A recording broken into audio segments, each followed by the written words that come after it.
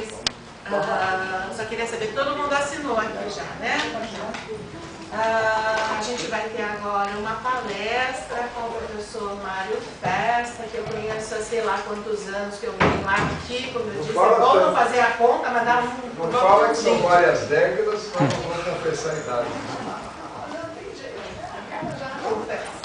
Então, o professor Mário Festa, ele atende aqui há muito tempo, essa aqui é uma turma de primeiro ano, predominantemente de primeiro ano de Geografia, e lá da Fundação Santo André.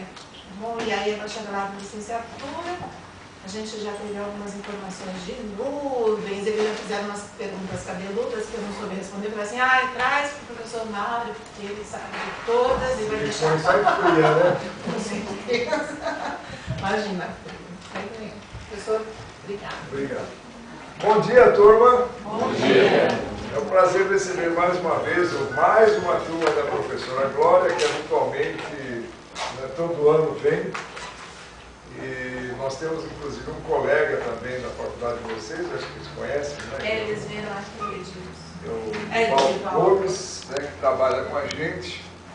E, então, nós vamos fazer uma apresentação, como a professora Glória já deixou transparecer, de alguns tópicos relacionados com a meteorologia, mas que são também ligados à nossa atividade, não só aqui no Brasil, mas em outros lugares onde acontecem fenômenos que, felizmente, são menos frequentes, né, como o caso dos tornados e furacões, mas para dar uma visão geral de como a meteorologia lida com isso, como que ela pesquisa esses fenômenos da atmosfera, e para isso então se usam basicamente as estações meteorológicas.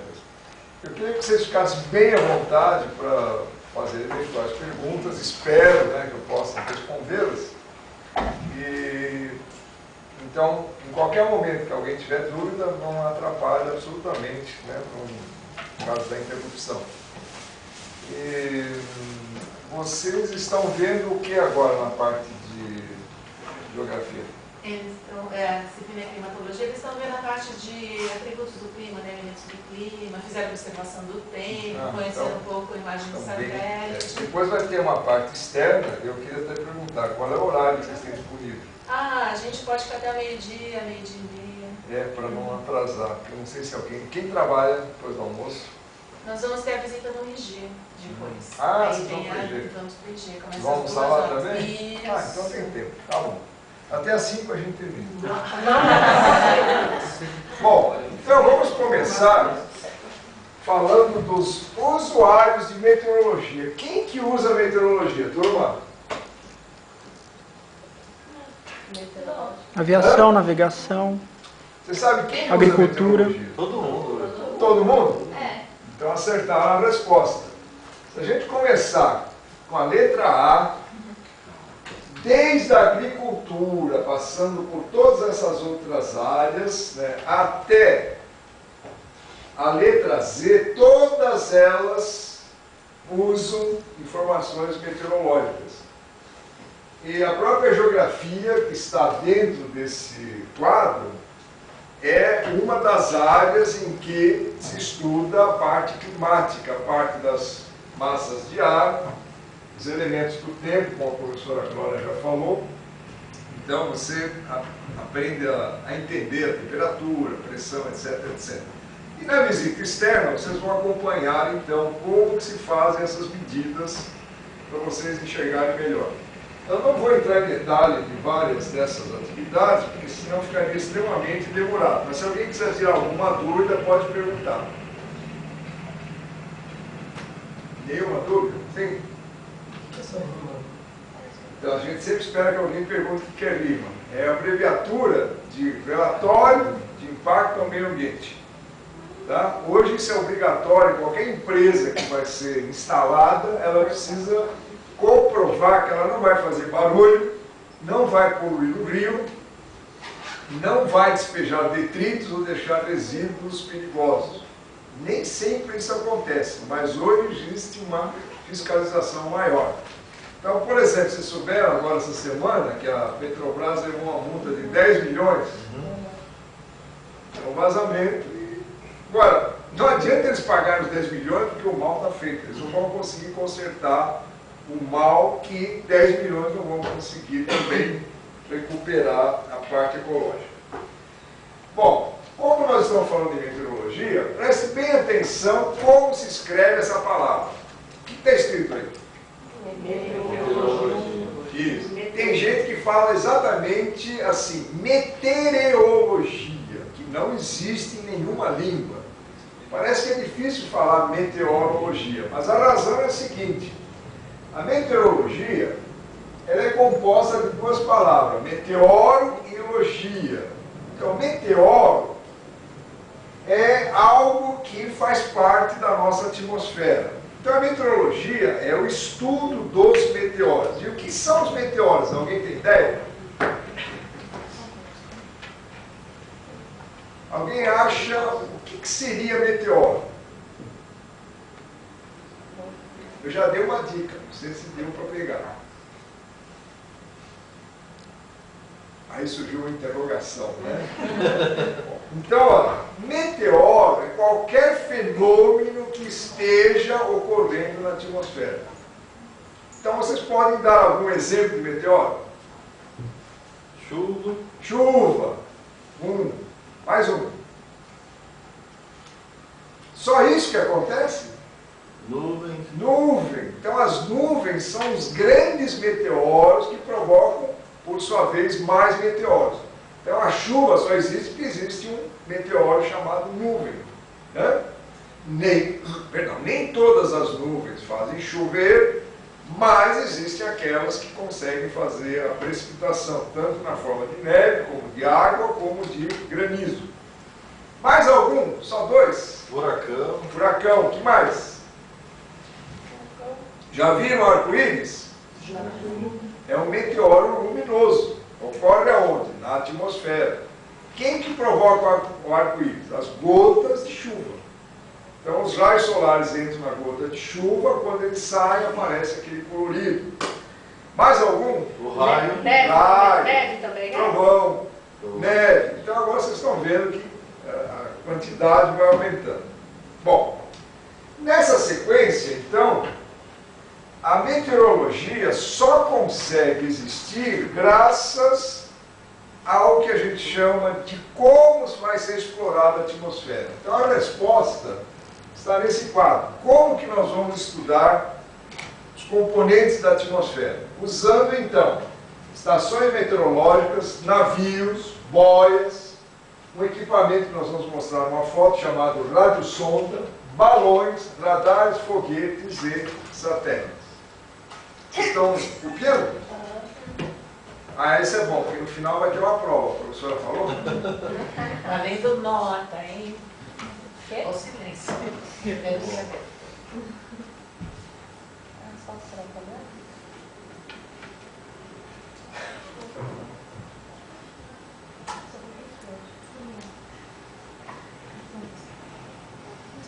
Terminaram? Então, na sequência, nós vamos ver todos eles individualmente. As boias e navios são usadas para colocar instrumentos tanto a bordo do navio como a bordo da boia. Então, por exemplo, aqui nós temos uma boia que tem equipamentos meteorológicos. E os navios também são equipados com instrumentos meteorológicos. Olhando mais de perto, nós vemos, por exemplo, uma boia com um pequeno catavento lá em cima. Então, ele tem uma hélice que, de acordo com a velocidade da rotação da hélice, esse aparelhinho, nós vamos ver aqui fora também, ele dá a direção e velocidade do vento. E como que essa boia consegue fazer isso funcionar? Então, a boia, na verdade, é uma base que não afunda, por isso que é chamada boia, e fica em cima da água, e ela é alimentada através de células solares. Então, a energia solar vai alimentando essas células que, por sua vez, carregam as baterias. Então, tudo isso é eletrônico. Na sequência, agora temos o chamado balão e um equipamento com o nome de radiosonda. Então, esse cidadão está segurando aqui algo, parece uma caixinha branca. Na verdade, isso é uma miniatura eletrônica de uma estação meteorológica. Para que serve isso? Então vejam bem, a nossa atmosfera, como nós observamos aqui de baixo, nós temos uma visão diferente do que acontece acima da nossa cabeça. E na verdade, muitas coisas ocorrem exatamente a alguns metros, centenas ou talvez quilômetros acima de nós. Para você conhecer como é a nossa atmosfera, você precisa usar então algo que vai subindo. Como não dá para usar uma escada, então se usa um balão. E esse balão tem apenas a função de levar aquele equipamento chamado radiosonda até alturas onde ele consegue alcançar de 10, 12 quilômetros. Então, nessa faixa é que ocorrem mais de 90% de todos os fenômenos que a gente conhece. Agora, vocês estão vendo um outro tipo de dispositivo que é chamado de balão cativo. Por que cativo? Porque ele fica preso, ele não é solto como o anterior. Então, aqui tem um cabinho, dá para ver, que ele está segurando esse mini dirigível. Ele parece aqueles tipos de zeppelins, né, que eram usados antigamente, só que ele não é solto na atmosfera. Então aqui, num trecho qualquer desse cabo, você coloca uma sonda, que também é um tipo radiosonda. Ela é uma sonda que transmite as informações dos componentes da atmosfera, só que a alturas menores. O máximo que você consegue fazer o balão subir é em torno de 800, 1000 metros, para estudar principalmente a faixa de poluição onde nós vivemos. Então a finalidade é diferente do radiosonda. E toda vez que você termina a sua medição, você simplesmente puxa de novo o balão e espera até a próxima ocasião. Pode ser dali a 1 hora, 5 horas, 10 horas, enfim. Cada pesquisa tem um determinado tipo de perfil. Então existem, por exemplo, esses lançamentos que podem ser feitos de hora em hora, de 2 em 2 horas, de 3 em 3 horas. Então depende do que você quer captar, informação, você usa o balão várias vezes. Por que não dá para subir mais do que 1000 metros? Porque depois o vento lá em cima é tão forte que ele acaba arrebentando o cabo. Então ele não é usado acima de, no máximo, 1000 metros. Agora existe um outro modelo de balão muito maior. Aí você não tem como comparar, mas esse tamanho de altura desse balão equivale a um prédio de 30 andares. Isso é usado nessa configuração chamado balão de nível constante, porque ele não é elástico.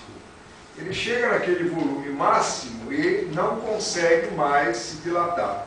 Então, quando ele atinge um equilíbrio na atmosfera, geralmente entre 20, 30, 40 km de altura, ele só vai viajar naquela mesma altura, por causa do volume dele, que não vai se alterar. E uma vez que ele é solto na atmosfera, ele é levado pelas correntes do vento. Então, um exemplo. Há uns anos atrás foi lançado um balão na China, depois de uma semana ele estava no hemisfério sul, na Venezuela. Quer dizer, então ele correu o mundo, atravessando inclusive o Equador. Então, uma das finalidades é ver como que as correntes de vento lá em cima operam, coisa que não dá para a gente saber daqui de baixo. Então, para essa finalidade, esse balão é extremamente importante. Só que é um objeto muito, muito caro. Isso custa milhares e milhares de reais. É feito de quê? É feito de quê? Geralmente é um material aluminizado, é um tipo plástico, mas é um plástico muito resistente que ele não se expande, né? Senão ele estouraria. Um balão de borracha, você sabe, à medida que ele vai subindo, ele vai cada vez inchando mais, chega uma hora que ele estoura. Isso não pode acontecer com esse balão. Então, são fibras sintéticas, né, que podem ser usadas até alturas de 30, 40 quilômetros aproximadamente. Uma das outras finalidades desse balão, já que ele viaja em alturas de 30, 40 quilômetros, é também estudar a camada de ozônio. Já ouviram falar da camada de ozônio? Para que serve a camada de ozônio, turma? Para filtrar os raios ultravioleta do Sol. E para que nós temos que filtrar os raios ultravioletas? Para que não venha dar problemas de câncer de pele. É que os raios ultravioletas são cancerígenos, né? Então, realmente é o que ocorre. Pessoas que tomam muito sol a vida inteira têm uma tendência a enrugar, a envelhecer muito mais rapidamente do que pessoas que não tomam tanto sol. Tomar sol faz bem, mas tomar sol em excesso, tudo que é em excesso faz mal, né? Até no próprio caso do sol. Agora nós estamos vendo outro equipamento chamado radar meteorológico. E esse equipamento que vocês estão vendo em particular é a parte da antena do radar. A antena do radar é uma dessas antenas parabólicas que vai girando e ela permite enxergar aquilo que o nosso olho não vê. Dentro de uma nuvem, o que está acontecendo? Então nós vemos uma nuvem só pelo lado de fora. Mas dentro de uma nuvem de tempestade, o que a gente pode encontrar? O que nós encontramos? Água. Vento, água. Tem vento, gelo. tem água na forma líquida, tem água também na forma sólida, no caso do granizo, que é o mais perigoso. Então essa imagem que vocês estão vendo é algo que é visto dentro de um monitor, como se fosse, por exemplo, esse computadorzinho. Isso fica acoplado à antena, e essas manchas que estão andando, na verdade, são núcleos de chuva dentro de uma nuvem, mostrando a intensidade de cada uma delas. Como que a gente identifica a densidade ou a intensidade da chuva? Quanto mais as gotas são maiores ou mais concentradas, a cor é mais avermelhada. Aí uma chuva fraca é mais azulada. E uma chuva intermediária fica entre o amarelo, né, e o azul claro. Então isso, quem está recebendo a informação já tem uma escala de cores, onde ele consegue identificar aproximadamente em cada região qual é a intensidade da chuva ou então a concentração dela, onde se pode perceber melhor pela coloração. E a informação mais interessante é que você pode saber para onde a chuva está caminhando. Repare que cada sequência é diferente da anterior, porque a chuva vai caindo e ela vai mudando de formato, a mancha, né? Então a mancha vai sendo alterada. Isso é muito usado, inclusive, não só em outros lugares, mas aqui em São Paulo e outras regiões, onde existem esses radares que fazem o alerta para a defesa civil. Então, principalmente na época do verão, o alerta é dado no seguinte sentido: olha, vocês têm que ficar atentos naquela região que tem uma chuva que está indo para lá. Então, se são regiões habitadas, isso fica já mais ou menos estigmatizado, porque pode dar problema de enchente, de inundação, então os bombeiros têm que sair correndo para salvar pessoas, né? E quando esse aviso é descuidado, a gente tem problemas, porque a população não consegue saber o que está acontecendo, mas a Defesa Civil recebe a informação com segurança da equipe de meteorologia. Então é um serviço que é integrado, Defesa Civil e Meteorologia, Meteorologia e Defesa Civil. Na sequência, agora nós temos outro tipo de recurso que é um pouco mais sofisticado, é o uso de foguetes meteorológicos. O foguete consegue subir muito mais do que aqueles balões. E ele chega a alturas de 200, 300 quilômetros ou mais. Quando ele chega lá em cima, ele acaba se desligando, acaba a força dele e ele cai onde surge um paraquedas. Então ele vai caindo lentamente. E aqui do lado externo sai um pequeno artefato, parece um bracinho lateral, onde estão sensores meteorológicos. Então o que o foguete faz? Além de chegar numa altura maior, à medida que ele cai, ele mede a atmosfera não de baixo para cima, como no caso dos balões, mas de cima para baixo em extensão muito maior. Como? Bem mais. Então, foguete, aqueles balões, você pode lançar, por exemplo, a radiosonda é lançada normalmente 4 vezes por dia. Os balões cativos são usados só em experimentos especiais, quando você quer conhecer, por exemplo, como é o comportamento de uma região não muito grande. Então, se eu quisesse fazer um estudo aqui, eu poderia usar, para conhecer melhor a área do parque, um balão cativo. Esse já é um instrumento caro. Por exemplo, uma radiosonda, cada vez que é lançada, ela custa uma base de $150. E é perdido. Acabou, acabou. Você não usa mais. Um foguete já custa milhares de dólares. Então, você não vai ter condição de usar isso todo dia. Você tem que fazer projetos específicos, devido ao custo. E o mais sofisticado de todos os recursos é o satélite. Então, o satélite meteorológico é um espião do espaço. Ele fica desbilhotando a Terra lá de cima. Então, tudo que ocorre aqui embaixo é visto pelo satélite.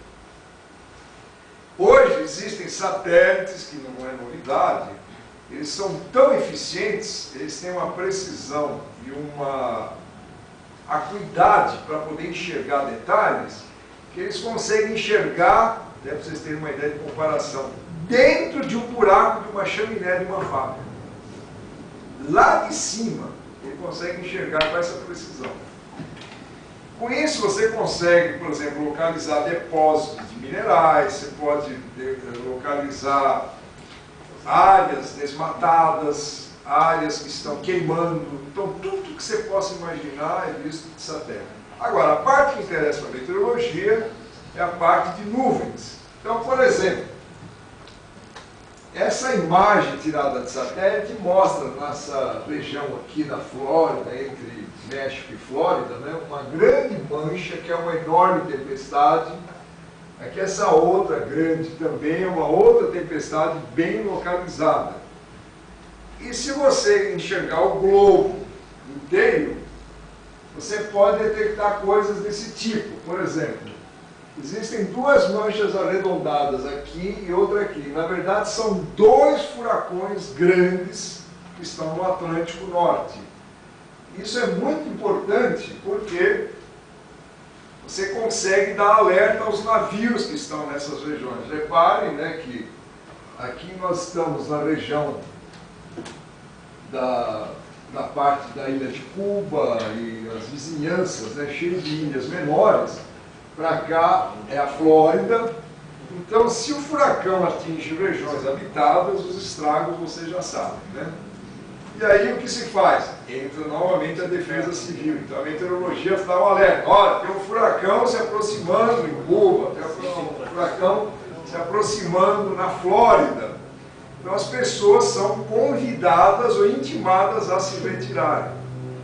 Não foi o que aconteceu com aquele furacão Katrina. Vocês são jovens, mas acho que em questão de uns 10 anos atrás, né, vocês já devem, talvez ainda na lembrança, essas informações que morreram, infelizmente, mais de 3.000 pessoas.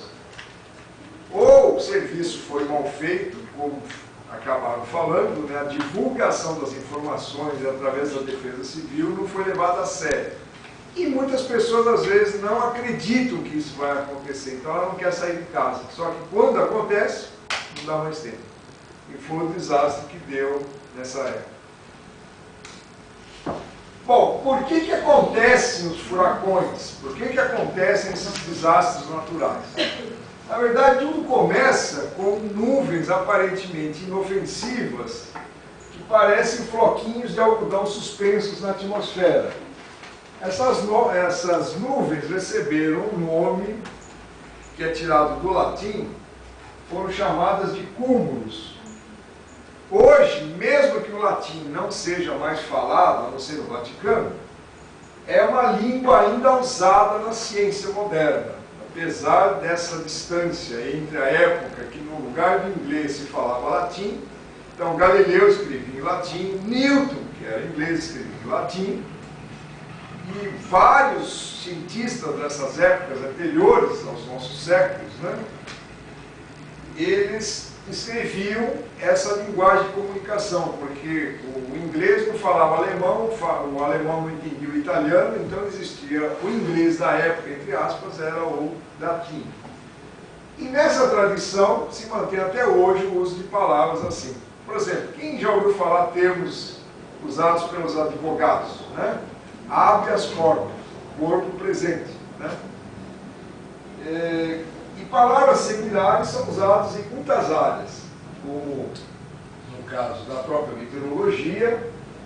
E essa palavra acúmulo significa, ou significava no antigo latim, acumular ou juntar. Mas juntar o quê? Água.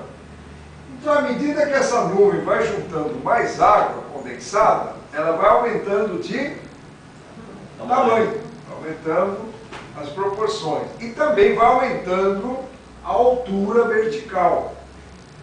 Então, aquelas nuvens que eram inofensivas, a questão de horas atrás, depois de 2, 3 horas, elas podem começar a juntar mais água, e aí a meteorologia já fica, né, em alerta.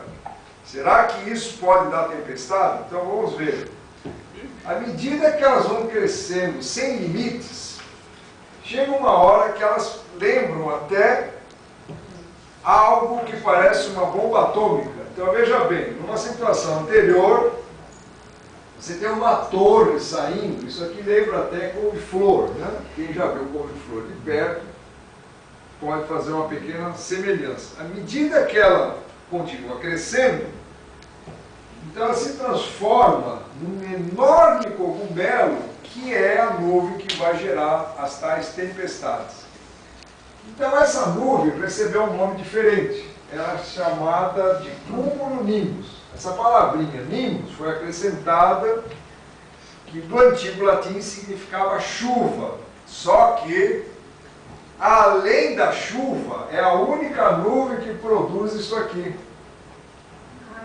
raios e trovões.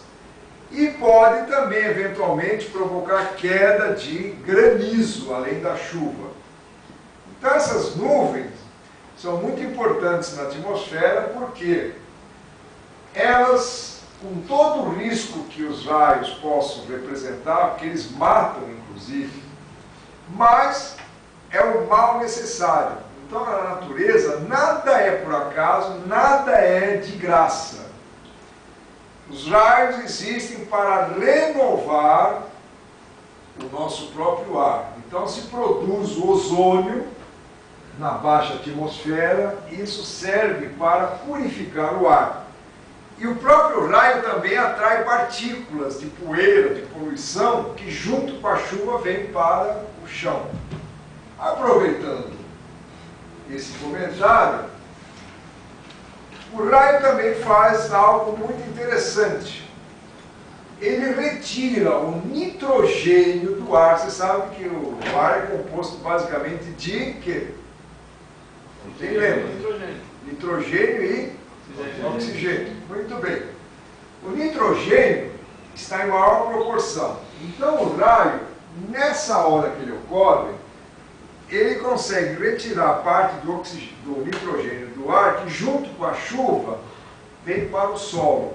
E aonde ele vai caindo, é um excelente fertilizante natural. Então você faz uma economia de milhões e milhões de reais ou de dólares nas regiões onde tem agricultura, que ao invés de você usar fertilizante ou adubo artificial, você usa a natureza própria, né? O raio faz isso de graça. Bem, quando essa tempestade estiver muito longe, você vai ver aquele enorme cogumelo, né, com aquele formato característico, mas aí nada acontece no seu local de observação. Porém, quando você está debaixo daquela nuvem, você não vai ver mais o cogumelo, você vai ver o quê? Chuva, relâmpagos e ouvir os trovões. Então, o que garante que é uma nuvem desse tipo, chamada cumulonimbus, é a presença principalmente dos raios, ou o barulho do trovão, está na mesma. Então, por exemplo, você está dormindo, daqui a pouco, né, sua casa dá até uma tremida quando dá um tremendo do trovão. Já perceberam que a casa treme? Aí você acorda assustado, é uma tempestade. Você precisa ir lá fora para ver que nuvem é? Não precisa, já sabe que é uma nuvem chamada cumulonimbus. Muito bem. Durante o verão, você tem as duas coisas ao mesmo tempo em certos lugares. Você pode ter uma tempestade e um belo pôr do sol numa outra região onde não tem nada ocorrendo. Então, são coisas típicas do tempo.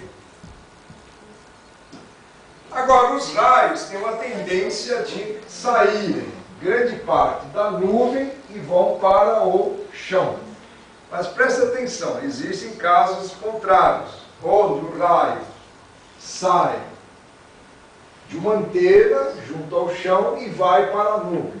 Isso, na verdade, é uma questão de carga elétrica, né?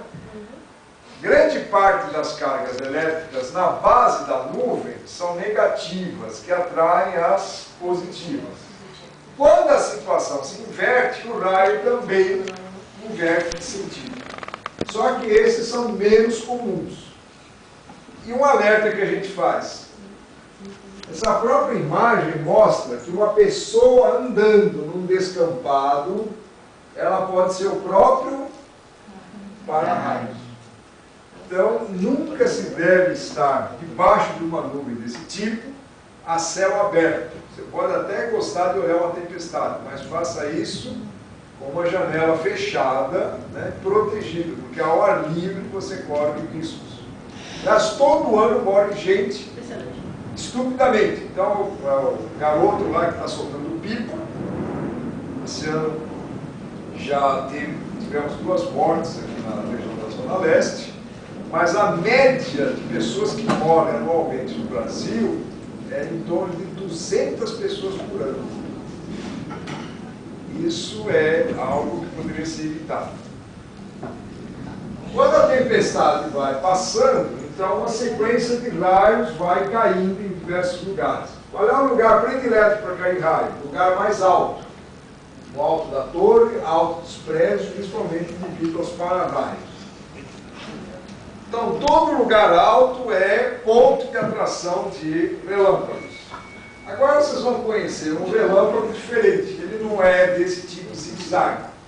É chamado relâmpago bola. E o relâmpago bola, ou chamado também relâmpago esférico, ele é tão perigoso quanto o relâmpago que nós já conhecemos. Na próxima foto você vai ver os dois ao mesmo tempo, o que é uma sequência irregular, e aqui várias esferas ocorrendo ao mesmo tempo.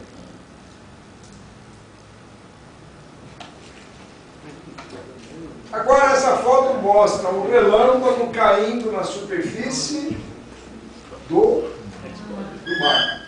Então na água também cai relâmpagos. De modo que quem está, por exemplo, na praia, tem que tomar essa precaução. Jamais ficar esperando as coisas acontecerem, porque o relâmpago não avisa, ele simplesmente cai. Aí não dá tempo de você fugir. E aí, então, na foto seguinte, nós vemos um raio que caiu num lugar preferencialmente escolhido, que são os topos de árvores. Olha o que sobrou da coitadinha. Então, se a árvore, por exemplo, é do tipo pinheiro, ou algo que tem resina, né? No caso, por exemplo, dos eucaliptos também, e isso facilita o incêndio, que pode não só queimar a própria árvore, como pode incendiar uma floresta inteira. Esses desastres naturais não têm como serem evitados, né? Agora vocês estão vendo uma foto curiosa do garoto antes e depois de receber cargas elétricas. O que aconteceu com o cabelo dele? Então, numa situação normal, nosso cabelo está bem comportado. Só que nós não percebemos que o nosso corpo tem cargas elétricas. Só que quando você tem excesso de cargas elétricas, essas cargas fazem com que o cabelo um fio possa repelir o outro. Então ele fica todo espinetado, fica todo espetado. Né? Essa brincadeira você pode fazer em laboratório. Aqui mesmo, no PAC, temos aí os monitores. Vocês talvez não tenham tempo de ver isso hoje, mas existe uma máquina que gera cargas elétricas. Então, a pessoa fica isolada no chão e, de repente, ela começa a perceber que os pelos dos braços e cabelos se levantam. Alguém já viu isso? Já vi. Lá no Sabina tem, né? Como? No Sabina que eu fui, você coloca a mão na bola. Isso, você recebe cargas elétricas. Essa brincadeira é totalmente inofensiva. Isso é chamado de eletricidade estática. Ela não é uma eletricidade perigosa. Então você pode receber à vontade por causa do normal. E quando você toca o chão, automaticamente aquilo, se você tiver um sapato não isolante, você descarrega. Ou então você encosta a mão no aparelho ou no outro objeto e você acaba descarregando. Você sabe por que as crianças são muito agitadas às vezes? Muita carga elétrica. Muita carga elétrica. Né? A pessoa fica sempre se chacoalhando, sempre se mexendo. Mas por que acontece isso? Porque a própria movimentação em excesso, que ocorre muito... Alguém tem moto aí? Alguém é motoqueiro? Tem moto? Você já levou descarga, pequena descarga, dando partida na moto? Nunca viu? Mas por que acontece isso? É um caso que talvez ele não tenha percebido, não tenha tido chance de ocorrer. Quando você anda de moto, o vento começa a gerar cargas elétricas no seu macacão lá, no seu uniforme. Só que, obviamente, na hora que você tira o uniforme, aquilo desaparece. Mas existem situações em que você fica com excesso de carga, na hora que você vai cumprimentar uma pessoa, você transmite um choque e você também leva o choque, porque é a carga que vai de um para o outro. Alguém já presenciou esse fenômeno, levar choque? Como é que foi no seu caso? A moça do serviço foi me pegar no ombro, ela me deu um choque. Deu um choque. Então ela talvez fosse ela que estivesse com mais carga elétrica que você. E como é que se resolve esse problema? Um bom banho descarrega tudo. Então por isso que o banho é considerado um efeito relaxante para a saúde, porque ele te livra das cargas elétricas. Aí você fala, ai, que delícia. Não aconteceu nada, só limpou as cargas elétricas. Tá? Andar descalço é legal. Então, andar descalço faz bem, porque você descarrega, você põe a pele diretamente em contato com o chão, você descarrega o excesso de cargas elétricas. Agora, não adianta andar em carpete, porque você continua com a mesma carga, o carpete é isolante. Então, quem tem criança em casa muito agitada, pega o garoto e enfia na banheira. Isso é a mesma coisa que acontece em playground, os brinquedos de plástico ficam no sol. Se a criança encosta e você vai encostar na criança em seguida, você toma uma descarga que acontece todo dia no parque. Isso acontece porque o plástico é isolante. Então o vento, o sol começa a gerar cargas elétricas e você pode levar choque. Isso é verdade. Meu, Só que é um todo choque. dia tem umas crianças que parecem que vão me matar. Choque. Mas é um choque inofensivo. É um mini relâmpago. Aliás, alguém já viu ou escutou barulho de mini faíscas tirando um pullover no quarto escuro? É o mesmo fenômeno. Tá? Tirando a blusa. Vai tirar a blusa, faz um barulho. Cada uma delas é um mini relâmpago. Mas é inofensivo. Bem, como eu falei, como é que chamava mesmo aquela nuvem? Quem lembra? Cumulonimbus. Que podia provocar o que mesmo? Raios, trovões e granizo. Então tá aí, ó. Já viram pedra desse tamanho? Já. E assim? Tomara que vocês nunca vejam. Pedras desse tamanho já são de porte mais avantajado. Elas chegam a pesar 200 ou 300 gramas ou mais. Já teve pedra que foi pesada e deu 700 gramas. Né? Isso na cabeça de alguém, Isso, uma desse tamanho já mata um boi no pasto. Que tem mata um boi? causado acidentes. Ela chega, independentemente dela ser pequena ou grande, ela chega a 120 km por hora, em média. Então não há nenhum animal resistente como o boi que consiga resistir a esse impacto. E aí a gente fala que a vaca foi né? Então, aí se der tempo, nós vamos visitar o museu daqui a pouco. Tem um registro de uma pedra desse tamanho que caiu numa olaria aqui em São Paulo. Olha como ficou a fachada dessa casa revestida de material sintético. Isso aqui não é parede de alvenaria, é material sintético. Então, olha, desse lado não tem nenhum buraco, mas aqui dá para perceber que a tempestade com granizo veio de frente. Olha o que aconteceu com o forro da casa dessa senhora assustada. Tamanho da pedra, atravessou o telhado, passou pelo forro e ainda tinha um tamanho considerável.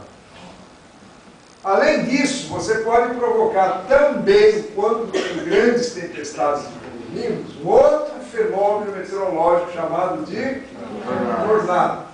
Então, o tornado é um funil que sai da base daquela nuvem e chega até o chão.